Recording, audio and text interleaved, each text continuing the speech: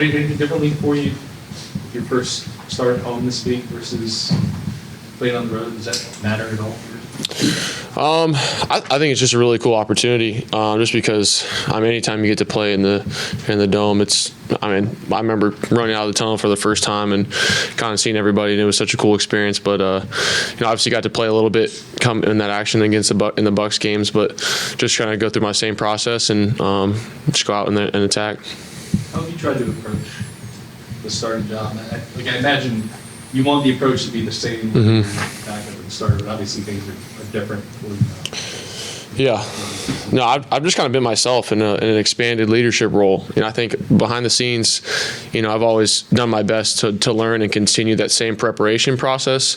But for me, it's just kind of utilizing that work that was put in to this point and just expanding on it. As far as just vocalizing, route detail or, a sense of urgency at practice, stuff like that, but doing it my own way and having some energy and having fun with it. So I really enjoyed it, but it's a continual process. You went back and looked at the game tape from the game in Charlotte. Mm-hmm. What was it you liked about your performance? Did you see anything in there that you were like, oh, I like that? Like, what was it that you saw that you felt good about?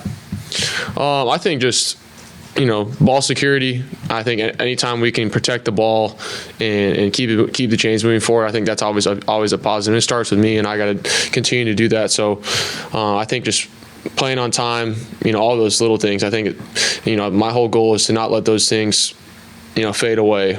However long I can hopefully play and continue to keep getting better.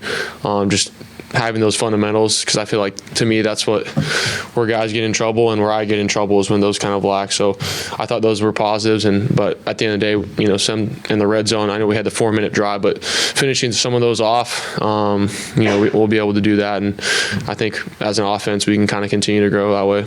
Tyler, I know that's always a priority, but I know that came up when you were being picked apart in the scouting process and stuff. Is that something you were determined to, when the pocket breaks down and when pressure's on, I'm going to be smart. Is that something you have worked on in this 6 months since you've been here? Yeah, it's, I like I said before, in scout team, and more often than not, it's not in your favor as far as like the pocket wise, and there's guys in your face, you're throwing in different lanes. So I think I was just super intentional about two hands, trying to move up, trying to escape in different ways, and obviously that didn't always happen that way.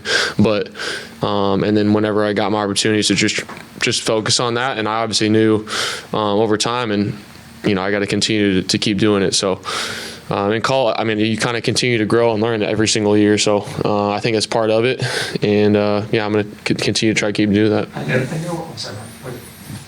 The opposite of his question, what is it that you found after 2.5 games now that you want to improve on? I think just repetitions with my eye discipline and stuff like that, where some of the new plays you have to maybe installing, or plays you haven't run in a while, just really being dialed in on with my eyes and my feet that way. And I think good things can happen when those are clean. So stuff like that. It could have hit Foster on a touchdown on that one red zone drive, and that was on me. And then just being clean with that, and those good things will happen. But other than that, kind of reinforcing what we've done well and then building on it. I know Drew is calling the game this weekend. Have you developed a relationship with him and text talk? I'm sure you'll see him this weekend, and maybe how he has maybe helped you on this journey. Yeah, it was really cool because I talked to him a couple weeks ago, actually, whenever I was still in a backup role, and I just kind of talked to him about his mindset through his journey, and I kind of talked to him more about his time with the Chargers, and I wanted to hear kind of how he developed into who he was, here, and we talked about his just daily routine and process, and he had a lot of great things and insight, and it was really cool just to be able to pick his brain, and then, everything he kind of told me resonated the same, whether I was the starter or not, and then kind of having the opportunity, shortly thereafter to kind of just roll into it was really cool. I think he was just super helpful, and I think he would do that for anybody, and I think obviously his new job now, that's like the goal at the end of the day, and it's so cool for him to be able to do that, and I'm obviously looking forward to being able to chat with him. What have you been told about this rivalry? Man, at least from Cam, he's probably said enough. He freaking hates him. So, and I'm excited to just get on it. You know what I mean? I'm obviously new to the rivalry, but I can feel it. Though. It feels a little bit different for sure. It feels that way, and I think that's a good thing. I think everyone has rivals, and you don't change your process, but you just you change the emotion of the city. You know, there's a reactionary component to everybody in the city, and I think you want to go out there and play harder. Related to that, I don't know if you were here during the bye, but did you get any feedback from people in the community after that game in Carolina? Yeah, I mean, I was here until Thursday or Friday. I was here just training and working, and then went to Oregon for my baby shower and stuff like that. But everybody I saw was like, great job. I mean, obviously it's a division opponent, but go beat Atlanta next week. I don't really care about anything else. And I like it because that's who we're playing next, and that's who we got to beat. So obviously you sense that for sure, and we're going to do everything that we can.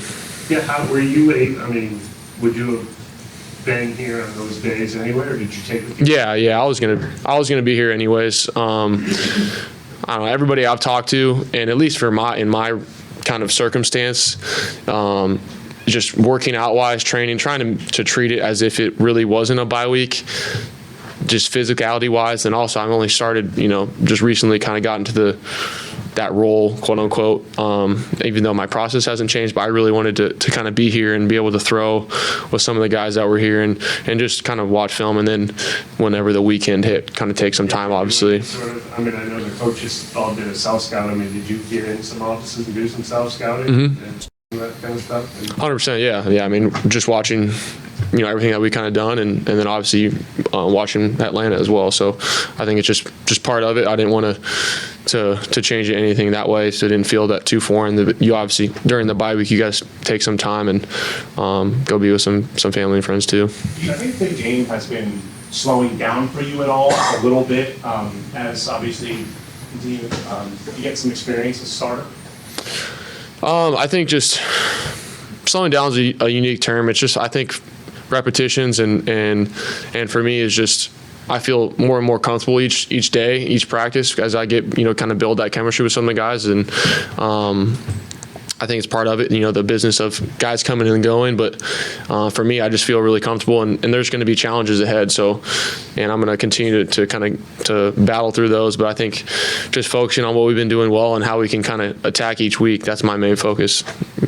As a new starter, how much do those departures in the receiver room affect you, especially since you worked a lot with those guys in the summer when you first got here? It sucks. It's hard, especially because I was really close with Brandon as far as just who he was off the field. He was probably one of my, biggest mentors, at least throughout this point. Just leadership-wise, all that stuff, and I think just a comfortability and but totally understand the situation and with Rashid and just everything that he's capable of. But it's part of it, nobody.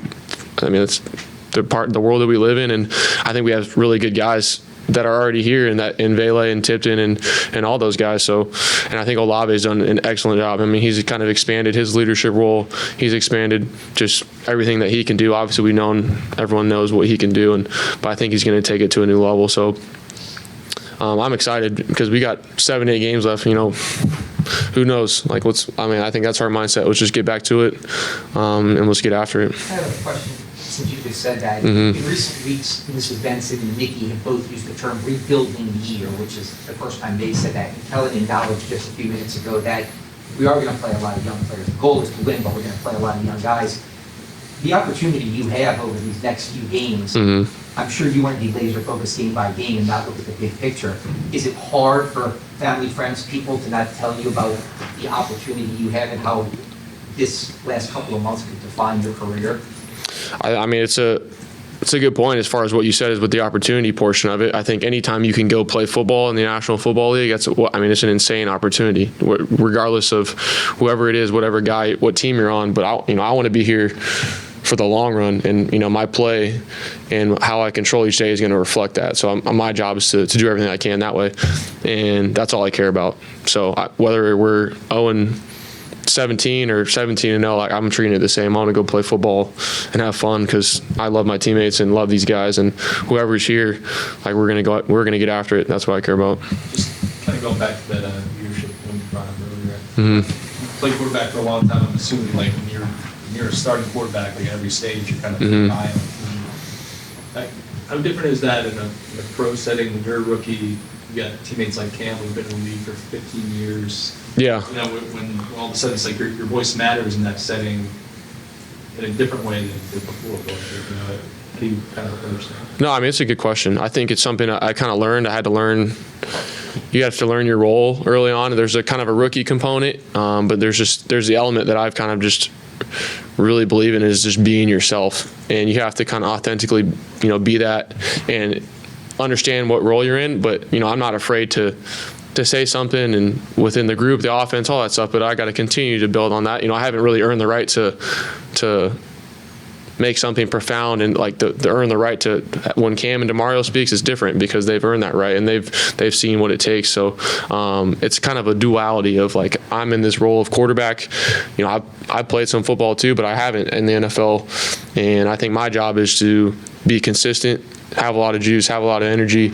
And, when there's something needs to be said, I'll say it. But I think at this point, it's really good to see from me, from a learning perspective, what those guys have done and what they say, and it's really cool. There's something Alan mentioned a few weeks back, and he told us to ask you about it, so I will. This is talking about he gave you a hard time. Yeah, the motion stuff, right? Yeah. Has there been kind of a lot of little things like that as you adapt to the NFL, and especially? Oh yeah. Like how from that stage to now, what would you say is like some of the things you? It's kind of second nature now. I mean, it's little things you don't really think about. Even I remember early on in camp, like having, only getting a couple practices or reps with Eric at center, and just the differences in cadence or how maybe he likes it. And that's the first time you do it. So, if a play looks bad, then that's just like the first time you've done it. And I think just over time, reps and getting that comfortability up, and now it's just kind of second nature where you're running it, and you don't think twice about it. And I mean, it was super funny at the time because I didn't even realize I was just kind of motioning my hand or whatever, and he was like, "It's a little thing, but some guy may think you were motioning the other way." But we just had a laugh about it. But it was cool just because when you have that dialogue and you can kind of joke about it, but then form it into now it really matters. So it was good to hear. You see the offense, trial and error is probably not the right word for it, but like, finding stuff that works, carrying that forward, building on it, finding stuff that doesn't work, maybe not doing that as much during the course of the season. Like, you see it kind of find this group, what it does well. I mean, it's a tough question because each opponent's different and what they're really good at, and obviously every team has to deal with moving pieces. So you're trying to just week to week really hone in on what you're good at, and I think continually finding our identity, and obviously when you have some changes, it's a battle, but I think we've done a really good job of kind of managing tempo, running the ball. We've done a lot better job of in the coming weeks, and then I think that at the end of the day, whenever we can kind of keep things moving forward, limit turnovers, and you have some of that situational football success, then we put ourselves in a position to be successful. And I think Cam said it the other day when, if we start fast and we get a lead, I think we can play really well, but we just can't get behind the chains and behind the scoreboard. Identity is like kind of one of those words that gets thrown around a lot, like football teams, and like what is the process involved in finding that? Is it like really important for a team to kind of just like understand what it is that it's supposed to? Yeah, I mean, I think whenever you can have this thing you can hang your hat on, whether that's running the ball or throwing the ball, I think that's cool from a social media standpoint. But I think at the end of the day, teams really want to hang their hat on winning, and whatever that is going to be able to get it done. I think it looks different each week. So it's tough to answer because it's just like you might get the job done and you throw it 50 times and like, oh, this is gonna be you don't want that to be your identity because it's not maybe a sustainable way to win. But you also don't want to. I think when you can be balanced and you can get things done from a lot of different perspectives, that's what you really want to do. I recall when you first moved here, you were trying to dive into the culture locally, restaurants and so forth. So just with this being Falcons Week, can you recall how early in moving here that you heard about the Falcons? Yeah, I mean, immediately. I already knew about it prior because I remember, I can't remember who it was, but somebody stiff armed Matt Ryan into the ground, and I remember Cam, yeah, and Cam just tackling him when he was doing a pressure sometimes. And I always, being a Chandler guy, I always watch Cam, so it was pretty cool to kind of hear him talk and break down the huddle and talk about this week. And I'm like sitting there, man, I remember watching you play against Chandler Hamilton back in the day and watching you play against the Falcons. I mean, this is pretty sweet. So it fires you up for sure. And I think everybody just, like I said before, same process, but it means a little